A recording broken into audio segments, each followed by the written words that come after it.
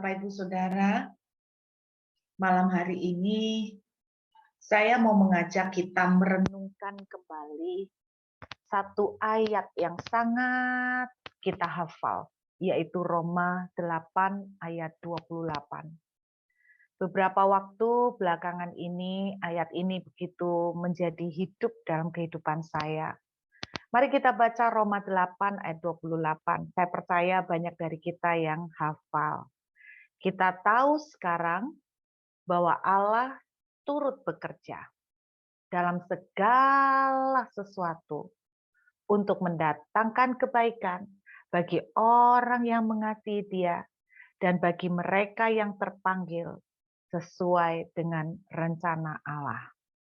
Ada beberapa poin yang saya mau ajak untuk Bapak Ibu merenungkan malam hari ini. Saya berdoa, saya berharap saya bisa menjelaskan dengan sesederhana mungkin. Alkitab menuliskan ayat ini selalu kita bahas dalam sisi apapun yang terjadi di kehidupan kita, Tuhan ikut campur di dalamnya. Selama ini ayat ini selalu konotasinya adalah Tuhan selalu ikut campur dalam segala perkara. Dan itu tidak salah, saudara. Judul khotbah saya malam hari ini adalah semua akan menjadi baik. Saudara, Alkitab menuliskan bahwa ketika Allah turut bekerja dalam segala sesuatu untuk mendatangkan kebaikan, kita harus melihat ada beberapa poin penting di ayat ini. Salah satu poin yang pertama adalah dituliskan di sini bagi mereka. Jadi semuanya itu akan mendatangkan kebaikan bagi siapa? Bagi mereka yang terpanggil, bagi mereka yang terpanggil. Nah, hal yang pertama, Roma 8 ayat 28, saya percaya berlaku bagi orang-orang pilihan, bagi anak-anak Tuhan. Jadi kalau bukan orang-orang menjadi pengikut Kristus, kalau orang di luar Kristus, maka saya percaya bahwa Roma 8 ayat 28 ini ceritanya jadi lain. Tetapi Tuhan ikut campur dalam segala sesuatu, untuk mendatangkan kebaikan itu akan berlaku pada anak-anak Tuhan, orang-orang yang sudah menerima Yesus sebagai Tuhan dalam hidupnya. Itu hal yang harus pertama Anda sadarin. Saya percaya yang ikut pada Zoom malam hari ini adalah orang-orang yang sudah menerima Yesus, mengakui Tuhan sebagai juru selamat. Maka Roma 8 ayat 28 ini berlaku bagi saudara. Hal kedua yang penting, yang juga kita harus garis bawahi dari ayat Roma 8 ayat 28 ini adalah begini. Bagi mereka yang terpanggil sesuai dengan rencana Allah. Harus Anda ingat bahwa Tuhan itu ikut campur dalam segala apapun yang terjadi di hidup kita untuk membawa kebaikan sesuai dengan rencana Tuhan. Bukan sesuai dengan maunya saudara. Bukan sesuai dengan suka-sukanya saudara, bukan sesuai dengan mana yang lebih Anda pilih dan sukai, tapi jelas Tuhan ikut campur mendatangkan kebaikan sesuai dengan planning dan rencananya Tuhan, bukan planning saudara. Oke, ini yang harus kita ingat. Dan yang ketiga, poin yang ketiga yang bisa kita ambil dari ayat ini adalah Alkitab jelas bilang Tuhan ikut bercampur tangan untuk mendatangkan kebaikan bagi yang mengasihi Tuhan. Maksudnya gimana bagi yang mengasihi Tuhan? Saya kasih contoh aja. Bagi orang-orang yang mengasihi Tuhan, maka Roma 8 ayat 28 ini akan dengan mudah dilakukan. Akan dengan mudah diterapkan. Sebagai contoh, bagi orang-orang yang mengasihi Tuhan, jauh melebihi daripada mengasihi pacarnya. Contohnya nih, ketika putus pacar, maka orang-orang ini akan bisa berkata, terima kasih Tuhan, aku percaya kalau aku itu putus pacar, Tuhan pasti mendatangkan kebaikan sesuai dengan rencanamu, bukan rencana dan suka saya. Mungkin saya suka sama dia, tetapi kalau ini tidak terjadi, aku percaya Tuhan bahwa di balik putusnya aku dengan pacarku ini, Tuhan ikut campur untuk mendatangkan kebaikan bagi saya sesuai dengan rencanamu. Nah itu makanya saya bilang, ayat ini baru bisa dilakukan dengan mudah bagi orang-orang yang mengasihi Tuhan. Tapi kalau orang yang mengasihi pacarnya lebih daripada Tuhan, maka ketika dia putus pacar, dia akan berkata Tuhan jahat. Dia akan berkata Tuhan tidak baik.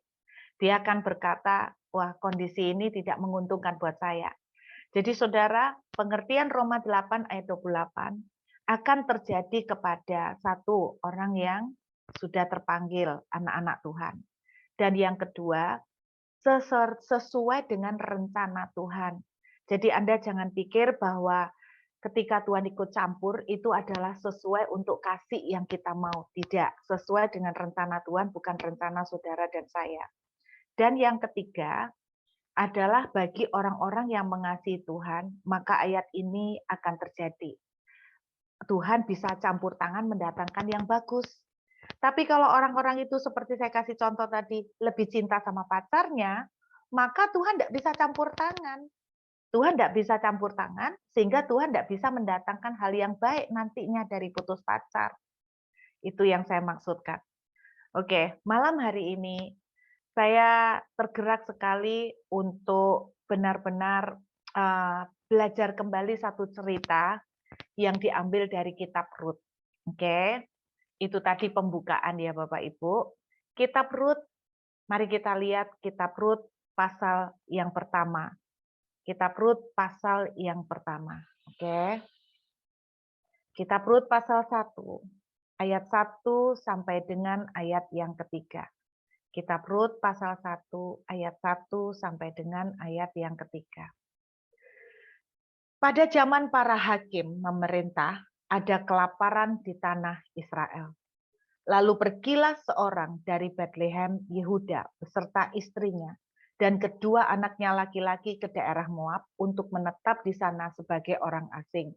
Nama orang itu ialah Elimelech, nama istrinya Naomi, dan nama kedua anaknya Mahlon dan Kilion. Semuanya orang-orang Efrata dari Bethlehem, Yehuda. Dan setelah sampai ke daerah Moab, diamlah mereka di sana. Kemudian matilah Elimelech, suami Naomi, sehingga perempuan itu tertinggal dengan kedua anaknya. Lebih jauh kita baca lagi, keduanya mengambil perempuan Moab, yang pertama bernama Orpa, yang kedua bernama Rut, dan mereka diam di situ kira-kira 10 tahun lamanya. Lalu matilah juga keduanya, yakni Mahlon dan Kilion. Sehingga perempuan itu kehilangan kedua anaknya dan suaminya. Ayat yang ke-6, kemudian berkemaslah ia dengan kedua menantunya dan ia pulang dari daerah Moab. Sebab di daerah Moab ia mendengar bahwa Tuhan telah memperhatikan umatnya dan memberikan makanan kepada mereka. Saya mau ajak kita lompat langsung untuk melihat peranan Roma 8 ayat 28. Kita lompat langsung ke ayat yang lihat ya, ayat 20. Kita lihat ayat 20 sampai dengan ayat 21. Tetapi ketika Naomi balik ke Bethlehem, ia berkata kepada mereka, janganlah sebutkan aku Naomi, sebutkanlah aku Marah. Sebab yang Maha Kuasa telah melakukan banyak yang pahit kepadaku. Dengan tangan yang penuh aku pergi, tetapi dengan tangan yang kosong Tuhan memulangkan aku. Mengapakah kamu menyebutkan aku Naomi? Karena Tuhan telah naik saksi menentang aku dan yang Maha Kuasa telah mendatangkan petaka kepadaku. Sekarang saya ajak langsung lihat endingnya.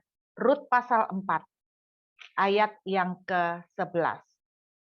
Rut pasal 4, ayat ke-11. Perhatikan ya. Dan seterusnya, saya tidak akan baca semuanya. Dan seluruh orang banyak yang hadir di pintu gerbang dan para tua-tua berkata, kamilah menjadi saksi. Tuhan kiranya membuat perempuan yang akan masuk rumahmu sama seperti Rahel dan Lea, yang keduanya telah membangunkan umat Israel, biarlah engkau menjadi makmur di Efrata, dan biarlah namamu termasyur di Bethlehem. Lalu kemudian kita lompat ke ayat yang ke-16 dan 17. Dan Naomi mengambil anak itu serta meletakkannya pada pangkuannya dan dialah yang mengasuhnya. Dan tetangga-tetangga perempuan memberi nama kepada anak itu katanya, pada Naomi telah lahir seorang anak laki-laki. Lalu mereka menyebutkan namanya Obed, dialah ayah Isai, ayah Daud. Kalau saudara melihat cerita di awal Rut pasal 1 dan ending dari Rut pasal yang keempat, saudara dan saya pasti bisa menyimpulkan bahwa kisah Rut diakhiri dengan happy ending. Betul ya? Kisah Rut diakhiri dengan bahagia. Hasilnya luar biasa bagus, betul? Tetapi coba kalau Anda lihat lagi Rut pasal 1 yang tadi kita baca, ayat 1 sampai 3, ayat 20 sampai 21, di mana Naomi ketika balik ke Bethlehem, dia itu berkata, "Jangan panggil aku Naomi, panggil aku Mara. Aku ini pahit, aku ini sangat susah. Aku berangkat dengan penuh, sekarang pulang dengan tangan kosong, habis-habisan, ludes." Coba kalau Bapak Ibu di posisi Naomi, terus saudara berkata begini, "Percayalah Naomi, Allah turut bekerja dalam segala sesuatu untuk mendatangkan kebaikan bagi orang yang mengasihi Dia dan yang terpanggil sesuai dengan rencananya." Saya percaya kalau Anda ngomong tentang Roma 8 ayat 28 kepada Naomi di posisi itu, Anda pasti akan dimarahin. Dia pasti akan menolak, dia pasti akan ngomong begini, enak aja situ tinggal ngomong, karena situ enggak ngalamin kok. Enak aja situ tinggal ngomong, jangan takut, Tuhan turut bekerja dalam segala sesuatu. Saudara, coba Anda ngomong sama orang-orang yang sedang kesusahan. Coba Anda ngomong sama orang yang putus pacar, enggak usah jauh-jauh kesusahannya. Yang putus pacar aja Anda ngomong, jangan takut, Allah turut bekerja dalam segala sesuatu. Enggak akan mempan, saudara, betul ya? Enggak akan mempan. Anda akan merasa bahwa keadaan-keadaan yang buruk itu, ya karena kamu enggak ngalamin, jadi kamu enggak ngerti perasaan saya. Nah, khotbah saya malam hari ini adalah buat saudara yang ada di posisi seperti Naomi. Anda sedang ada di posisi yang tidak enak, Anda sedang ada di situasi yang tidak Anda suka, Anda sedang ada di satu posisi yang sangat kering, Anda ada di lokasi atau di posisi yang tidak Anda inginkan, tidak pernah masuk dalam rencana saudara untuk ada di posisi tersebut. Saudara, Alkitab menceritakan bahwa Naomi itu terpaksa keluar dari Bethlehem. Anda bayangkan, Bethlehem itu rumah roti. Tetapi aneh, di rumah roti, Naomi mengalami kelaparan. Ada berapa banyak orang Kristen kayak Naomi? Kita ini orang Kristen. Kita ini pengikut Kristus. Alkitab mengatakan di banyak sekali ayat bahwa melalui Kristus kita mengalami kemenangan. Kita mengalami kemenangan secara finansial, kita mengalami kemenangan secara kesehatan, kita mengalami kemenangan dalam banyak perkara. Alkitab menuliskan, sebab di dalam Kristus kita lebih daripada pemenang. Alkitab juga menceritakan bahwa Yesus telah mati supaya kita lepas dari kutuk. Yesus telah mati untuk memerdekakan kita. Tapi saya mau tanya, berapa banyak dari anak-anak Tuhan yang mereka tidak mengalami yang namanya kemerdekaan jadi orang Kristen. Mereka Kristen, tetapi mereka hidupnya tidak happy. Mereka Kristen tapi hidupnya banyak tekanan. Mereka Kristen tapi hidupnya kecanduan. Mereka Kristen tapi hidupnya banyak tekanan.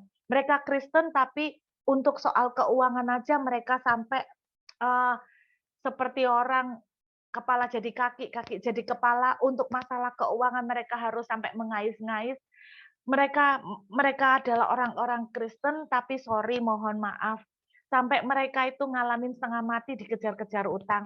Ada banyak orang tanya sama saya begini, Bu Ruth, kalau saya lihat Ibu, kenapa ya saya melihat Ibu kok ngalamin begitu banyak berkat? Tapi kenapa saya melihat sementara ada orang-orang Kristen yang juga jumlahnya tidak sedikit, yang mereka itu boro-boro Bu untuk ngalamin berkat, gimana mereka aja kok mengalami banyak sekali masa-masa kesusahan-kesusahan sampai mau bayar listrik enggak bisa, besok mau makan apa enggak bisa. Sementara kok saya dengar cerita Bu Ruth misalnya ketika saya terdampar di Perth di Australia ini, ketika saya benar-benar enggak punya duit untuk keluarin uang untuk belanja, tiba-tiba Tuhan bisa kirim orang untuk kasih makanan. Saya sempat mengalami masa-masa seperti itu selama di Perth awal-awal. Saya mau kasih tahu buat saudara, ada orang tanya, kenapa kok ada orang Kristen yang enggak ngalamin kemenangan. Katanya kita sebagai orang Kristen, kamu akan diberi kuasa. Kita tuh punya kuasa, kita punya otoritas, tapi kenapa kita tidak mengalami kemenangan? Sama seperti Naomi. Dia tinggal di Bethlehem, di rumah roti, tapi dia mengalami kekeringan, dia mengalami kelaparan. Dan ada banyak orang Kristen tidak mengalami kenikmatan sebagai kemerdekaan orang Kristen yang dimerdekakan. Mereka masih terpenjara karena hutang, mereka masih terpenjara karena kecanduan, mereka masih terpenjara karena rasa takut, banyak hal yang menjadi belenggu buat kita. Saudara, saya pernah ngomong begini sama Bapak Ibu, ketika Tuhan melepaskan orang Israel keluar dari Mesir, adalah jauh lebih mudah melepaskan orang Israel keluar dari Mesir dan daripada melepaskan Mesir dari orang Israel.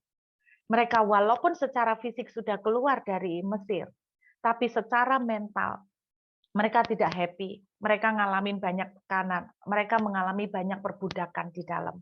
Dan berapa banyak orang-orang Kristen, mereka bisa angkat tangan di gereja, tapi kemudian mereka sampai rumah, mereka enggak ngalamin yang namanya Yehova Jireh, Tuhan menyediakan. Mereka enggak pernah ngalamin yang namanya Yehova Rafa, Tuhan menyembuhkan. Mereka enggak ngalamin yang namanya Yehova Shalom, Tuhan memberikan damai sejahtera. Yang mereka alamin tekanan, yang mereka alamin banyak ketakutan, yang mereka alamin kecemasan, yang mereka alamin banyak sakit, nggak selesai-selesai, yang mereka alamin banyak pergumulan keuangan juga nggak selesai-selesai. Dan saya berharap malam ini khotbah ini adalah berbicara untuk saudara-saudara yang ada di dalam keadaan atau di tempat di mana saudara nggak inginkan.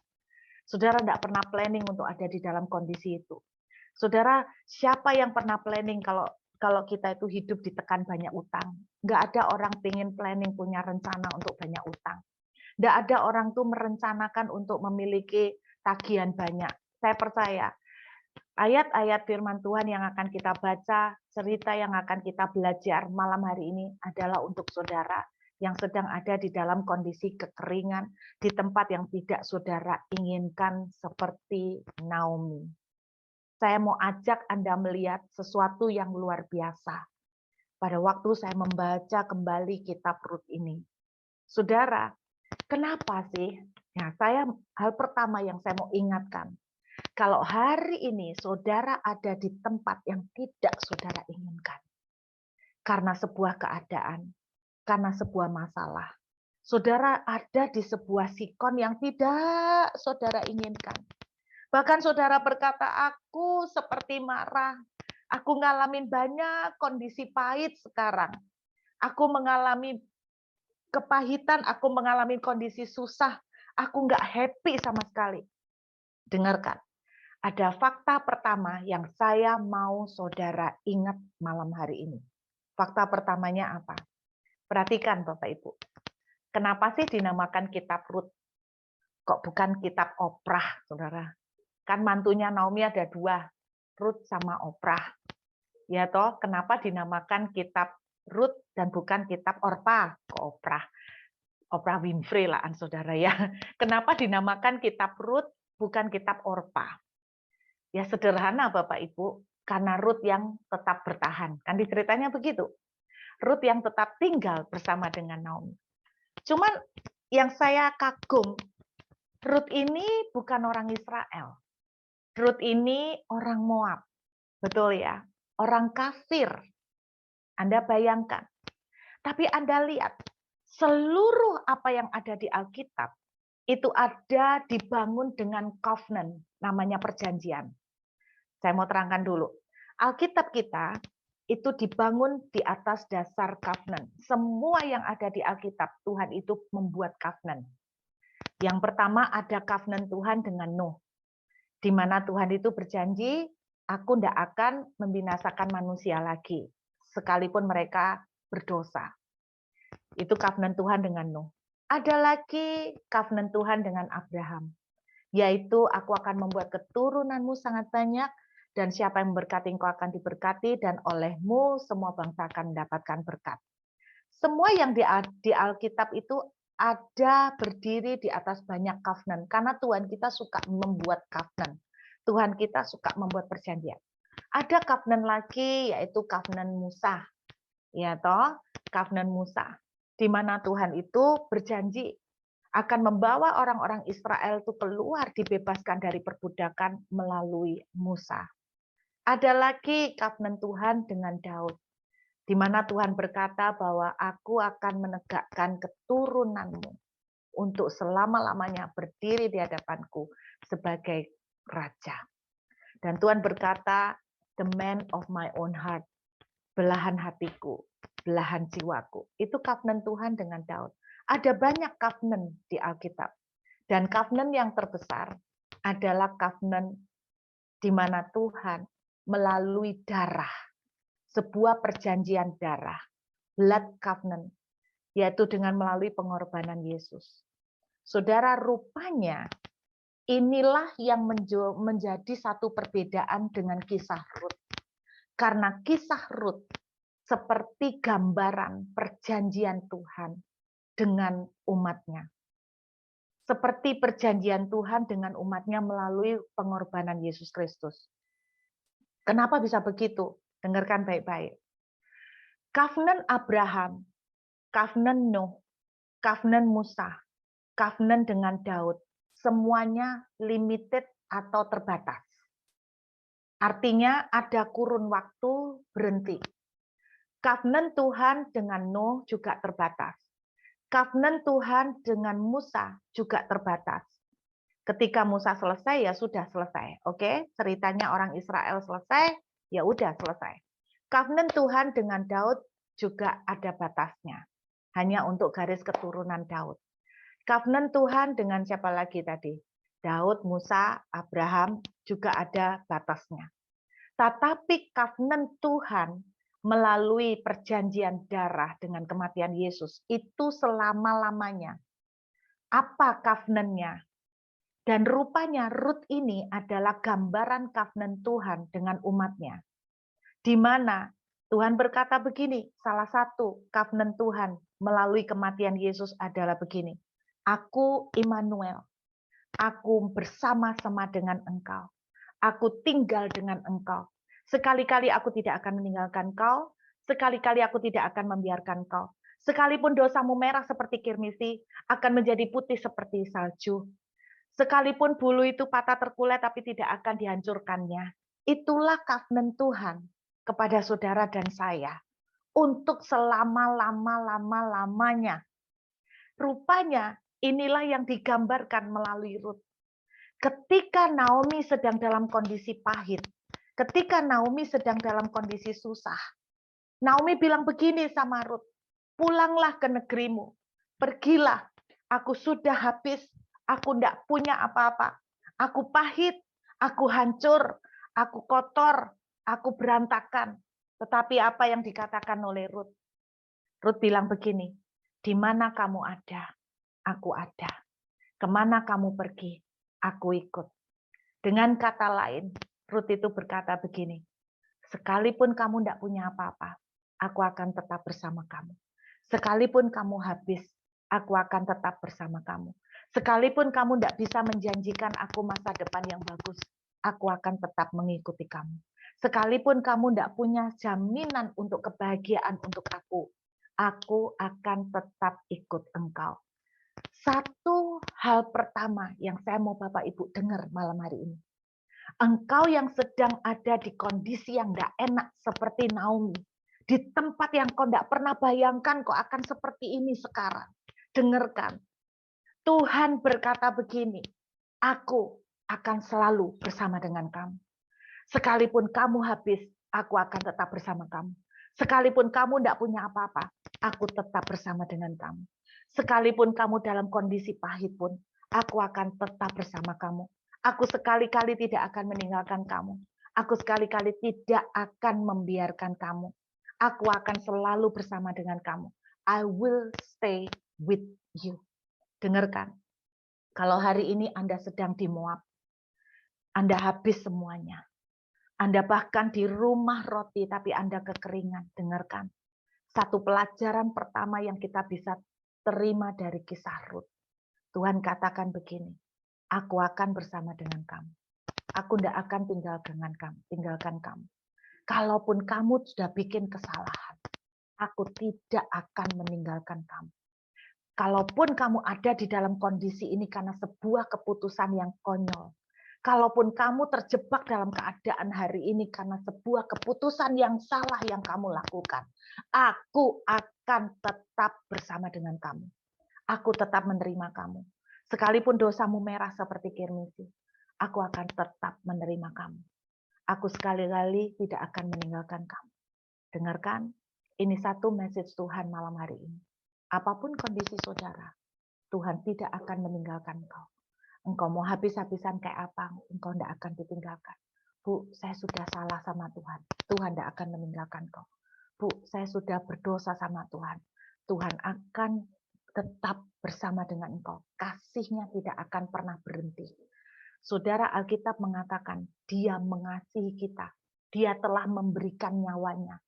Bahkan sebelum kita bertobat. Sejak kita sudah di dalam dosa, Dia sudah mengasihi kita. Jadi kalau hari ini Anda ada di Moab, atau Anda sedang ada di Bethlehem, tetapi Anda mengalami kekeringan dan kelaparan, Anda tidak suka dengan keadaan ini. Tetapi sesuatu terjadi, sehingga Anda dipepetkan dan dipojokkan dalam sebuah keadaan yang sangat kering dan susah. Dengarkan, Tuhan berkata, aku ada bersama dengan kamu. Aku sekali-kali tidak akan meninggalkan kamu. Jadi jangan menyerah, nak, karena aku akan bersama dengan kamu. Aku akan menyertai kamu. Amin. Hal kedua yang saya mau Anda ingat malam hari ini. Yuk, kita lihat lagi Rut pasal yang keempat. Ayat yang ke-11. Rut pasal 4, ayat yang ke-11. Perhatikan. Rut pasal 4 ayat 11. Dan seluruh orang banyak yang hadir di pintu gerbang dan para tua-tua berkata, kamilah menjadi saksi. Mereka jadi saksi. Tuhan kiranya membuat perempuan yang akan masuk ke rumahmu itu sama seperti Rahel dan Lea, yang keduanya telah membangunkan umat Israel. Biarlah engkau menjadi makmur di Efrata, dan biarlah namamu termasyur di Bethlehem. Bapak Ibu, ada sebuah perbandingan yang saya percaya tidak kebetulan diekspos, dimunculkan di ayat 11, yaitu membandingkan dengan kisah Rahel dan Lea. Saudara tahu kisah Rahel dan Lea?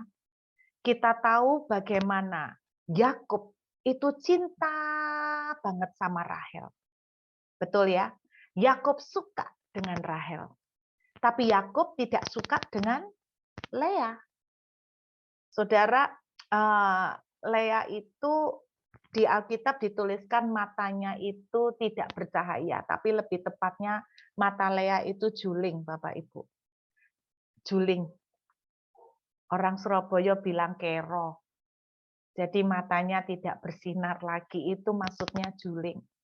Nah, Anda bayangkan, Yakub itu sukanya sama Rahel, tidak suka sama Lea. Perhatikan.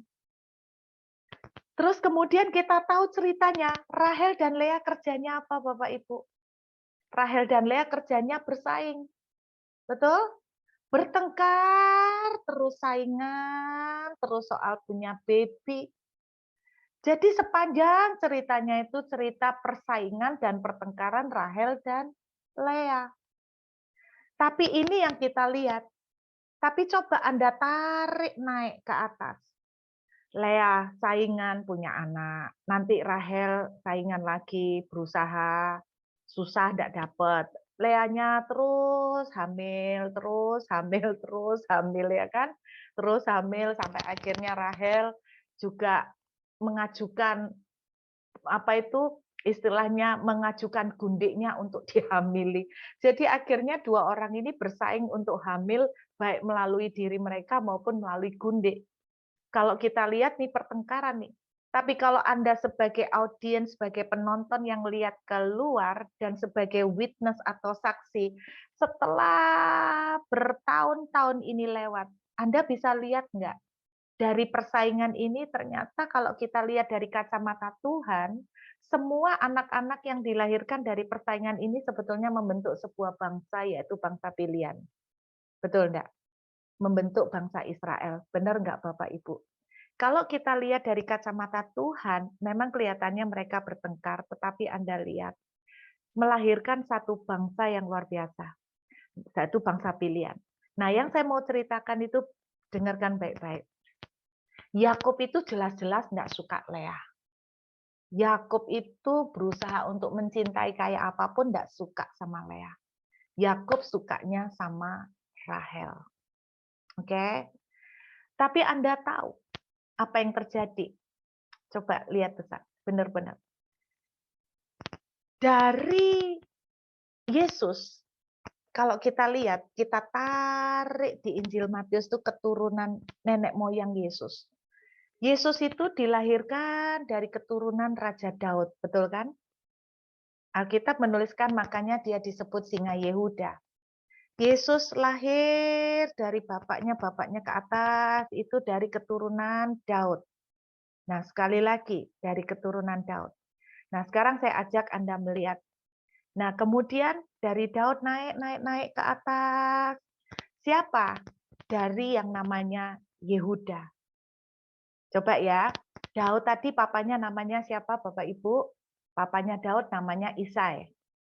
Papanya Isai yaitu Boas, suaminya Rut. Papanya Boas yaitu namanya Peres. Nah, dari Peres naik sampai ke yang namanya Yehuda. Yehuda anak siapa? Yehuda bukan anak Rahel. Yehuda anak Lea. Apa yang saya mau tunjukkan? Dengarkan. Yakub tidak suka Lea. Yakub sukanya Rahel. Yakub tidak cinta sama Lea. Tapi yang ajaib, juru selamat lahir dari yang tidak dicintai dan tidak disukai oleh Yakub. Apa yang saya mau tunjukkan pada Bapak Ibu itu begini. Sama seperti Yakub. Kita sukanya Rahel, kita tidak suka Lea. Saya tidak suka keadaan ini. Naomi tidak suka dengan Moab. Naomi itu ke Moab terpaksa. Karena dia mengalami kekeringan. Naomi itu ke Moab bukan karena dia planning mau liburan. Bukan karena di sana ada tempat hiburan. Naomi ke Moab itu karena terpaksa. Dan Alkitab menceritakan di Moab, Naomi habis-habisan. Bukan hanya materi, suami dan kedua anaknya mati semuanya di Moab. Habis. Naomi tidak suka Moab. Moab tidak pernah di-planning dalam pikiran Naomi. Naomi tidak pernah berencana mau holiday ke Moab. Naomi tidak berencana mau jalan-jalan ke Moab. Naomi tidak suka dengan Moab. Tetapi dengarkan, justru dari tempat yang Naomi tidak suka, Tuhan membawa Rut kepada Naomi. Dan kalau tidak ada Rut, maka Naomi tidak akan pernah mempunyai keturunan yang dilahirkan lewat Rut yang akan membawa nama keluarganya. Anda bisa lihat di sini. Naomi tidak suka Moab, tapi justru dari Moablah Tuhan memberikan Rut kepada Naomi. Yakub tidak suka dengan Lea, tapi justru melalui Lea lah lahir juru selamat.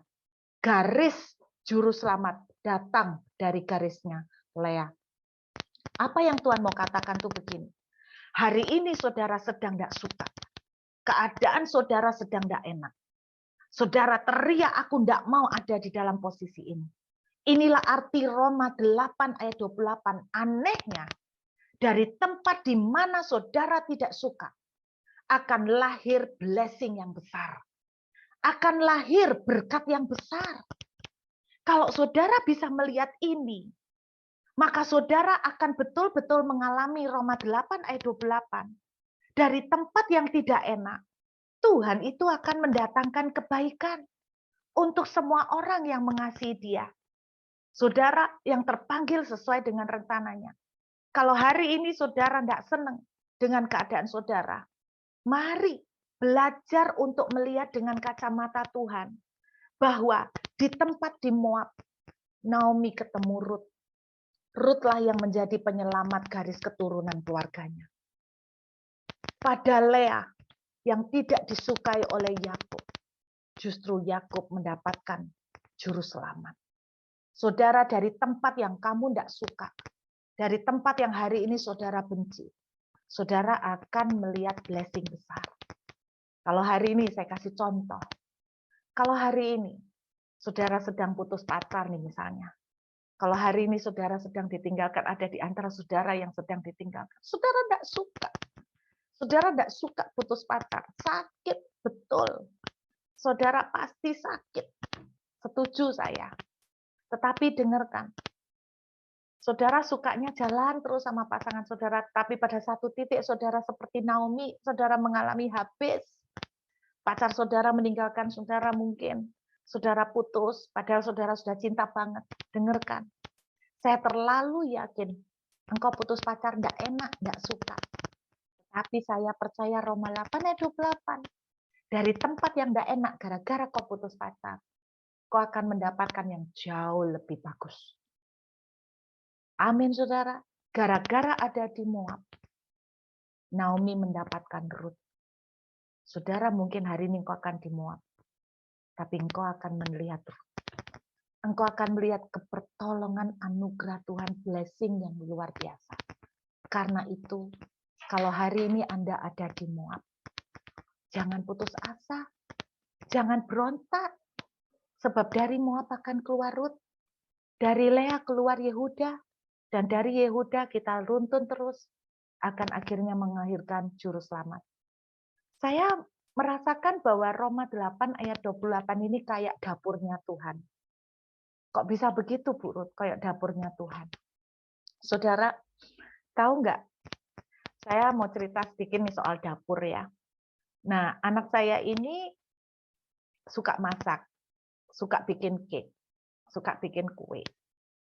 Nah, satu kali dia itu bikin kue. Dan saya enggak tahu kue apa, terus saya itu niatnya mau bantu. Gitu ceritanya. Saya mau bantu. Terus kemudian, waktu saya mau membantu, saya tuh ngelihat dia mencampurkan di adonan itu kue kayu manis. Cinnamon. Nah, cinnamon. Saya tuh ngomel, saudara. Saya tuh ngomel gini, kamu bikin kue, kok dikasih kayu manis sih? Kamu kan tahu mama ini enggak suka kayu manis gitu. Enggak bakalan mama makan, karena mama ini enggak suka. Kok kamu tuh bikin kue yang mama itu enggak suka bahannya? Mbok ganti, jangan kayu manis. Banana kek, pisang, stroberi kek, atau keju, kok kayu manis. Nah, anak saya tuh bilang gini, Ma, kalau bikin cake ini paling enak itu kalau sama kayu manis. Gitu. Sama cinnamon. Kalau diganti flavor yang lain nggak pas, Ma. Ini kue yang jenis ini paling cocok dengan kayu manis. Saya tetap ngotot. Wah, biarpun tetap cocok sama kayu manis, buat mama kayu manis tetap nggak enak. Saya bilang gitu. Kenapa sih kamu pakai kayu manis? Jangan dimasukkan kayu manisnya, jangan. Ayo, jangan, ganti. Mumpung masih nutupi, jangan dimasukkan. Yang kecemplung sedikit dipisahin. Anda tahu apa yang dilakukan anak saya? Anak saya tuh gregetan akhirnya gini, Mama, gimana kalau Mama keluar dari dapur? Biar saya yang masak. Jadi dalam tanda kutip saya diusir Bapak Ibu keluar dari dapur. Saya nggak boleh ikut-ikut. Mama kan nggak ngerti saya bikin kue apa. Udah, Mama lebih baik keluar aja dari dapur, nanti Mama lihat hasilnya. Akhirnya dengan ngomel saya keluar. Diusir sama anakku gitu. Beberapa jam kemudian, kue itu jadi Bapak Ibu. Dan pada waktu kue itu disajikan, saya sudah gini, udah dibilangin, Mama nggak suka kayu manis, nggak bakalan Mama icipin. Anak saya tinggal ngomong gini, ya Mama cobalah, coba dulu. Coba. Akhirnya saya coba. Ternyata enak. Saya membayangkan, gara-gara itu saya jadi mau makan kayu manis. Saya membayangkan gini, kalau itu diganti pisang, memang pasti nggak enak. Itu memang cocoknya kayu manis. Nah, akhirnya saya makan lah itu. Bapak Ibu, seringkali kita itu masuk dapurnya Tuhan. Tapi kita itu tiba-tiba ngomong gini, jangan kasih itu, aku enggak suka, jangan kasih itu, aku enggak doyan. Kita teriak. Dan kadang-kadang Tuhan itu perlu untuk usir kita keluar dari dapurnya. Betul nggak Bapak Ibu? Tuhan mau bilang begini, nah, aku ini masak belum selesai. Kamu ini kan enggak tahu sing lagi tak masak ini apa. Belum selesai. Kadang-kadang, bukan kadang-kadang, sering kali kita tuh sudah menghakimi Tuhan dulu. Kita tuh sudah bilang gini, pasti enggak enak. Wong kok dikasih kayu manis, enggak enak, enggak doyan saya, pasti enggak enak. Seringkali kita itu menghakimi Tuhan lebih dulu. Kita tuh menjudge dulu. Padahal adonan masakannya tuh belum jadi. Berapa banyak saudara dan saya sering ngejudge Tuhan dulu. Pada waktu saya paling gampang ngasih contoh putus pacar ya.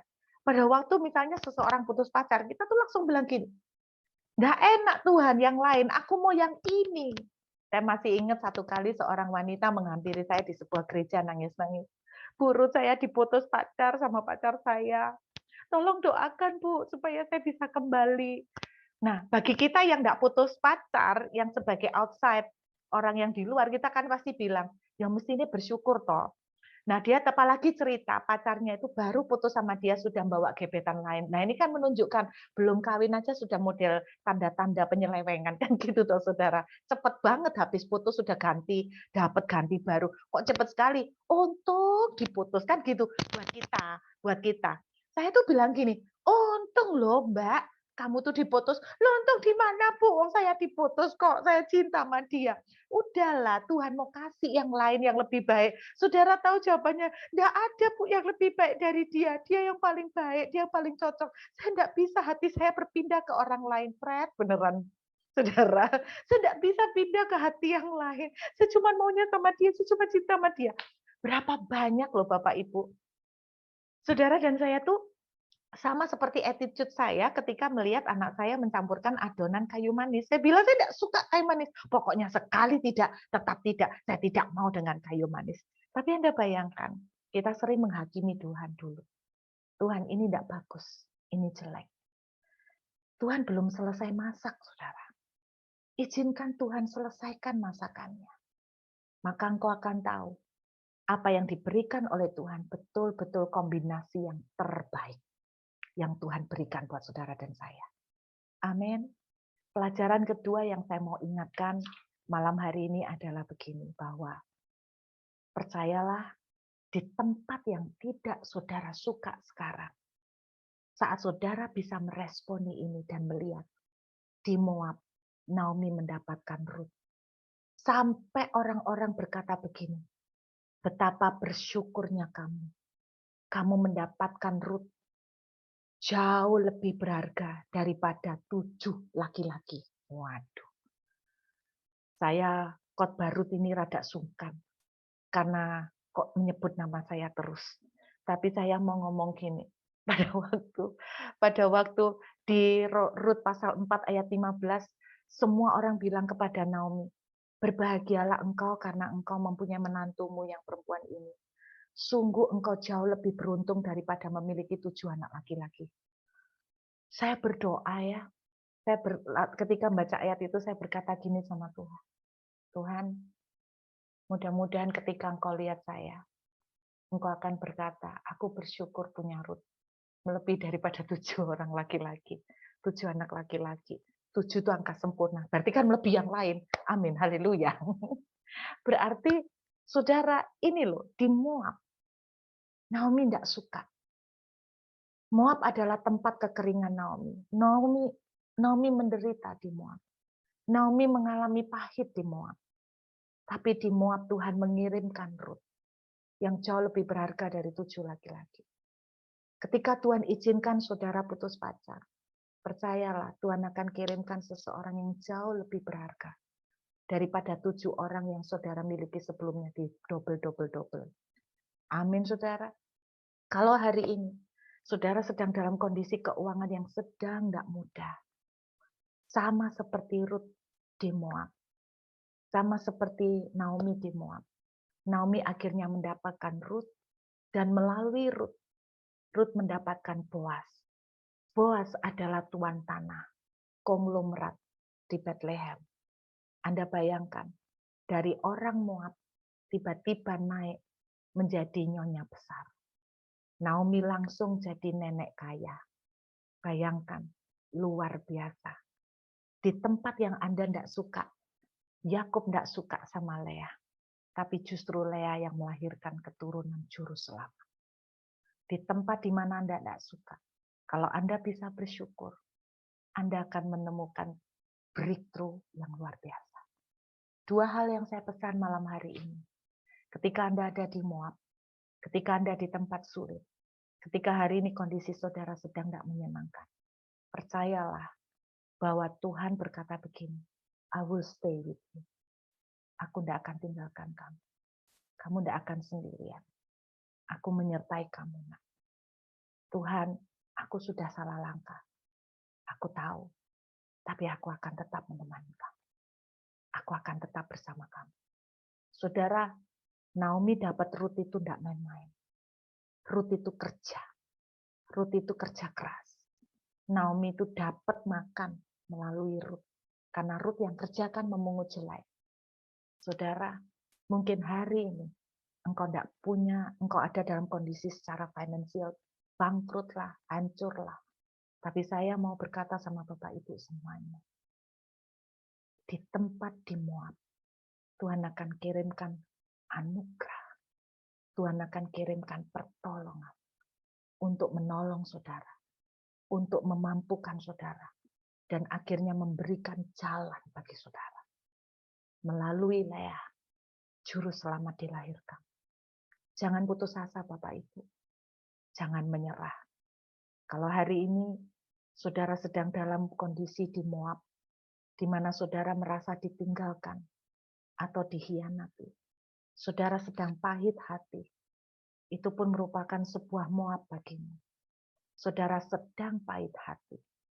Dengarkan, Tuhan tetap bersama dengan saudara. Orang boleh tinggalkan saudara. Bicara tentang orang yang meninggalkan saudara. Dengarkan baik-baik. Tuhan tidak akan, istilahnya gini, Tuhan tidak akan membangun saudara dengan menggunakan berdasarkan orang-orang yang meninggalkan saudara. Berdasarkan orang-orang yang tidak berpihak pada saudara. Tuhan untuk membangun saudara tidak tergantung pada orang-orang yang berpihak atau tidak berpihak pada saudara. Untuk menjadikan Daud sebagai raja, Tuhan tidak bergantung pada Saul. Saul suka tidak suka. Ketika timingnya Tuhan tiba, Tuhan akan tetap menjadikan Daud sebagai raja. Kalau ada orang-orang yang meninggalkan kau, berarti orang-orang ini memang tidak punya bagian di dalam rencana Tuhan untuk hidupmu. Artinya, orang-orang ini tidak punya bagian untuk membangun rencana Tuhan di hidupmu. Bukan berarti mereka jahat. Hanya saja mereka nggak punya bagian di dalam membangun destiny yang Tuhan taruh dalam hidupmu. Jadi mari syukuri. Kalaupun hari ini engkau sedang pahit seperti Naomi di Moab. Mari syukuri.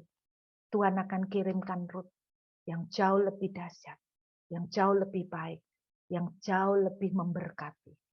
Dan Tuhan akan kirimkan blessing di tempat yang dimana saudara tidak suka. Dari tempat yang pahit akan datang berkat kemenangan yang luar biasa. Dan akhirnya Roma 8 ayat 28 kita bisa berkata, terima kasih Tuhan, Engkau turut bekerja dalam semua pahitku. Engkau turut bekerja dalam semua susahku. Mendatangkan bukan cuma yang baik, tapi amat sangat baik. Amin, amat sangat baik. Semua yang ada di Moab, mari katakan terima kasih Tuhan. Semua yang sedang ada di Moab, mari katakan Tuhan, aku tidak suka dengan keadaan ini. Seperti Naomi Tuhan, beberapa orang mungkin sedang mengalami sangat kering. Beberapa orang mengalami habis. Beberapa orang mengalami tadi keluar dengan penuh, sekarang menjadi nol. Menjadi kosong. Menjadi tidak mempunyai apa-apa. Tuhan, ajarin kami untuk melihat bahwa ada perjanjian-Mu dengan kami bahwa Engkau Immanuel. Sekali-kali Engkau tidak akan pernah meninggalkan kami dan Engkau tidak akan pernah membiarkan kami. Engkau akan terus menyertai kami. Bahkan sekalipun kami telah melakukan sebuah keputusan yang salah, sehingga membawa kami masuk dalam kondisi yang sulit hari ini. Engkau pun Tuhan, kasih-Mu tidak pernah berhenti.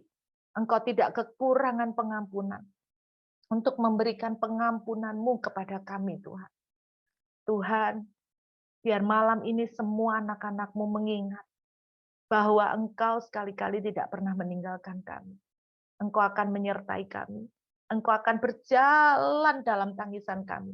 Engkau akan berjalan bersama kami di dalam lembah kekelaman. Engkau akan berjalan bersama kami di padang gurun. Dan menguatkan kami.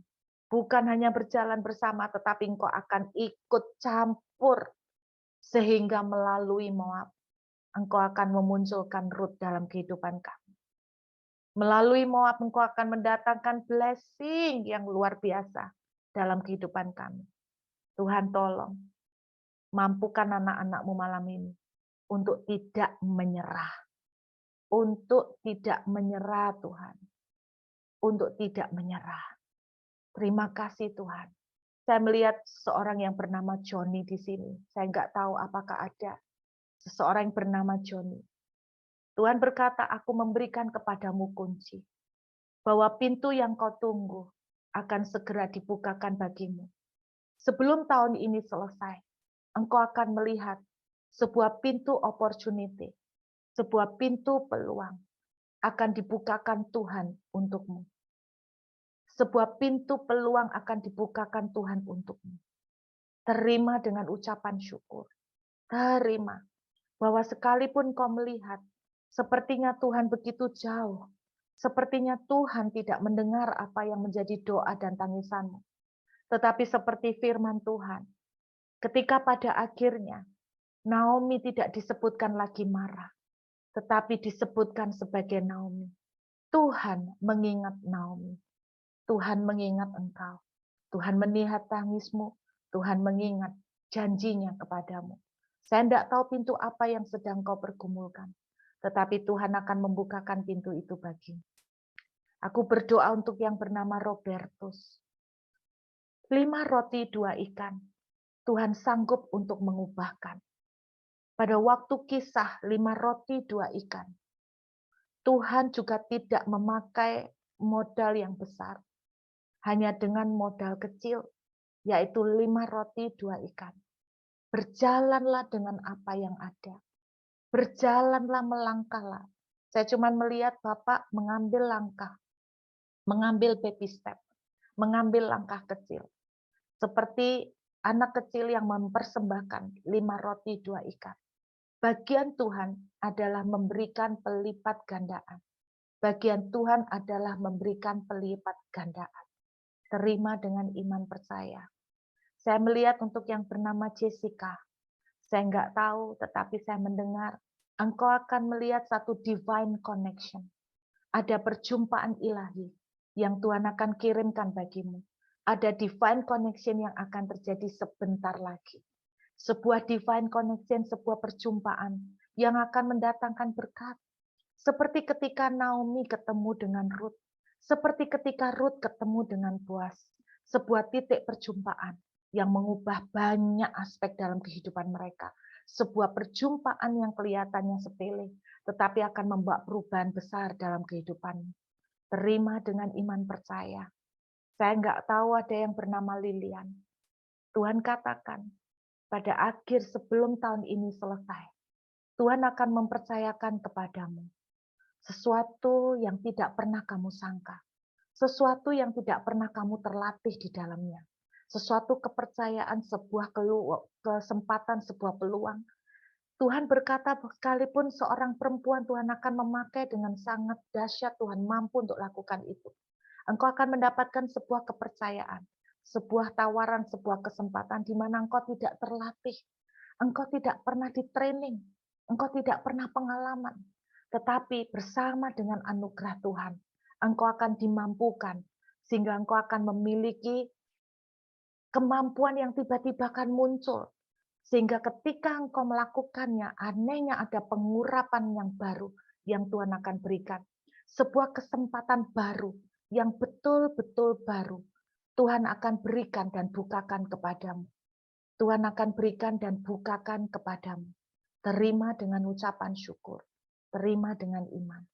Tuhan, aku berdoa memberkati anak-anak-Mu.